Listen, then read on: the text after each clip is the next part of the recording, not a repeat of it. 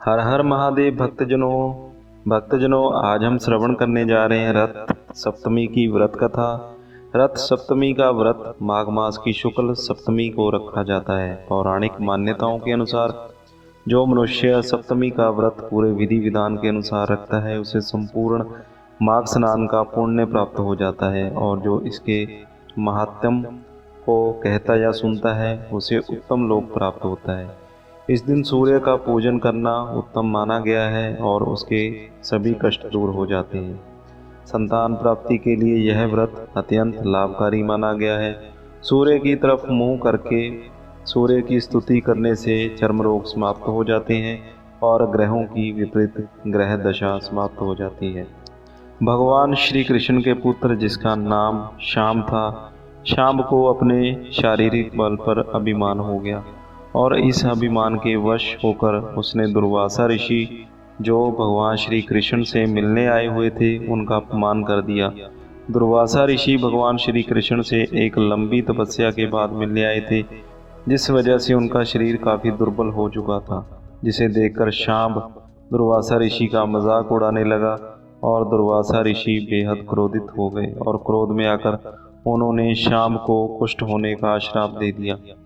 जब भगवान श्री कृष्ण को पता चला कि दुर्वासा ऋषि ने शांब को श्राप दे दिया है तो वह उनके पास पहुँचे। शांब की यह स्थिति देखकर श्री कृष्ण ने उन्हें भगवान सूर्य की उपासना करने के लिए कहा। शांब ने पिता की आज्ञा का पालन करते हुए सूर्य की आराधना शुरू कर दी और परिणाम स्वरूप सूर्य भगवान ने शांब को आशीर्वाद दिया और शांब के सभी कष्ट दूर हो गए।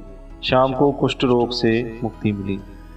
जो भक्त लोग सूर्य भगवान की आराधना विधिवत तरीके से करते हैं, भगवान सूर्य उनसे प्रसन्न होकर उन्हें आरोग्य, पुत्र, धन और सुख की प्राप्ति होने का वरदान देते हैं।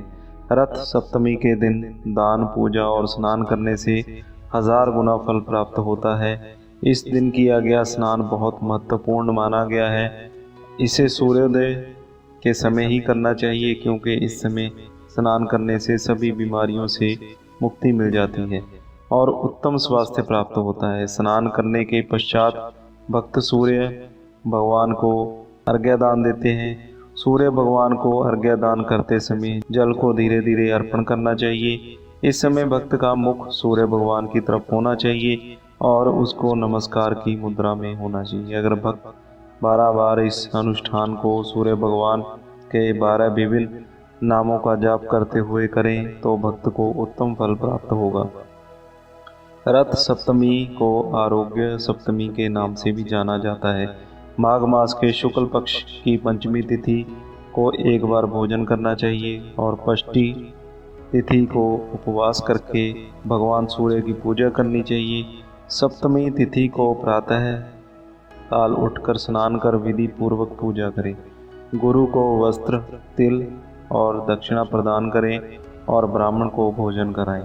तो भक्तजनों, ये थी आज की कथा। अगर आपको ये वीडियो अच्छी लगी हो तो इसे लाइक और शेयर ज़रूर करें। इसी तरह की पौराणिक कथाएं सुनने के लिए, व्रत की विधि जानने के लिए आप इस चैनल को अभी सब्सक्राइब कर लीजिए और साथ में दिए गए बेल आइकन को दबाना ना भूलिएगा।